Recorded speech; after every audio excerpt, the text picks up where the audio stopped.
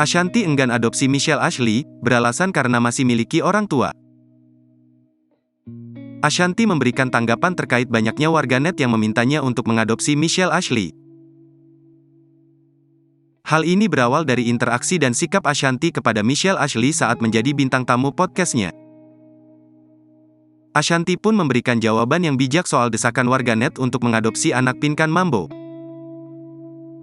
Istri Anang Hermansyah menolak keinginan warganet lantaran Michelle Ashley masih memiliki orang tua. Menurut Ashanti, Michelle Ashley hanya membutuhkan pelukan dari orang-orang terdekatnya. Oleh karena itu, Ashanti memberikan pelukan hangat kepada Michelle saat menceritakan kembali tindakan pelecehan yang diterimanya dari ayah tirinya. Ibu sambung Aurel Hermansyah ini pun mendoakan agar permasalahan Michelle Ashley dan Pinkan Mambo dapat terselesaikan. Sebelumnya, Michelle Ashley menanggapi soal sikap hangat Ashanti kepadanya beberapa waktu yang lalu. Michelle mengakui jika jiwa keibuan Ashanti itu sangat menyentuhnya. Bunda itu emang seorang ibu yang aku impikan. Bukan melupakan mamiku juga, tapi I would love to, ungkap Michelle.